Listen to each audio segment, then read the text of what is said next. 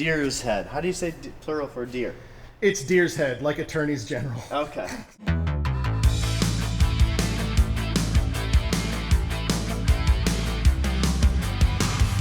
Everyone asks, like, when do you design the next year's haunt? For me, it's in October. It's watching the audience. One of the big things we learned is, man, that outdoor experience is really singing with the audience. One of the design things I'm working on is the fear of the threshold.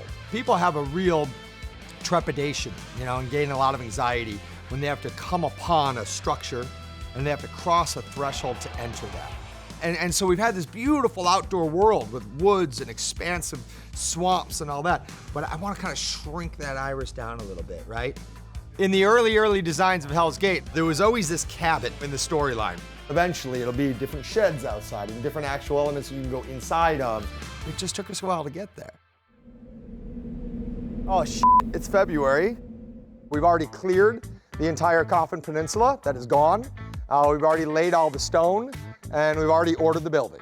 I did most of this myself, and Derek watched me. Didn't even draw it. He's really an underachiever. This is the overall shape and dimension that we're giving to the build crew. It kind of shows the deck that we currently have out there, the ramp in the back. And of course, I am in mad love with the Evil Dead series. So I figured if I was building a cabin, I'm gonna do my homage to Sam Raimi's cabin in Evil Dead. The walking path really need to be 3 foot for our access? I think so. For any technical access, if there's an emergency, if the cabin is full of angry raccoons. We're gonna get Zombie Horde out of the truck, get it into a space where we can measure it. Cool, fingertips. That was 10 feet. 10 feet. We're building a tool shed to contain the zombie horde. So this area here just got cleared. We're gonna build a deck to where we can build a shed up on top of it. I'm gonna put a big old well, water well right here. Nothing good comes out of a well in any horror movie. There you go, who's a big well? And I don't want it to be a shock scare. I want it to be that kind of like tension, nervousness. You kind of want to look in the well, you don't want to look in the well. So what are you drawing, George? Just some basic rock shapes. Real simple in pencil, so it's nice and light, and I'll go back with the marker so it's easier to see. And I go through and I carve out all that so it creates the depth, that dimension, and then our awesome scenic painters will come in and they make my work look good.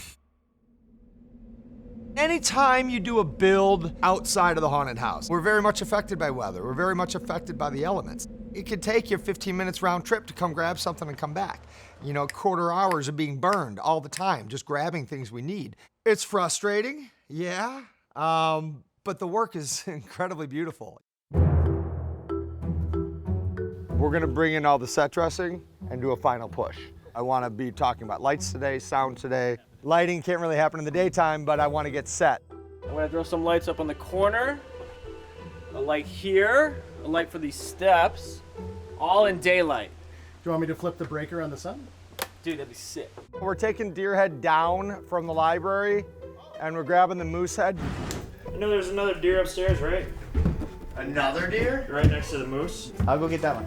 John has been storing just taxidermy that he finds from around the country. We've been storing it for like 8 years. This isn't a deer, but he thinks we just store it when really he tells us to install it. So when he says, go get 3 deer head, it's not as easy as like going into a box and just picking out 3 deer head.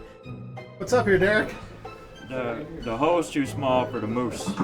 Checking to see if the moose head is too big. I mean, this wasn't designed for a moose head, but we were at Trans World and there was a moose head. We go around the world. Going around the world with Poison Props. Chain flailing zombie guy from Poison Props. Yeah. We got the backbend lady. I've got too many animatronics, I can't find which one you're talking about. Oh, she backbending. Her weed's messed up. Grab her weed, let's go. This is research and development. We go 1,000 times. 1,000 times so we know we got it. Right behind the cabin, we have built a shed, and in the shed it will house the zombie horde. And it's a bit of a squeeze to get in there, yeah? Yeah, it's real tight. Squat real firm. You feel like it's a powerful squat? Very good. Now hold it here for me. Come here, buddy. Let me just check his fingers. Oh, she's got 2 moves. Oh, she's growing up so fast.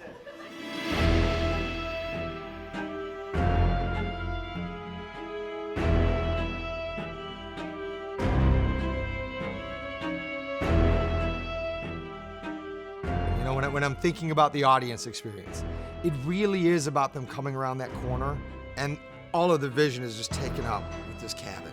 I want them to see it and immediately everything inside them goes, no, no, no, nope, not going in there. And then making them go in there.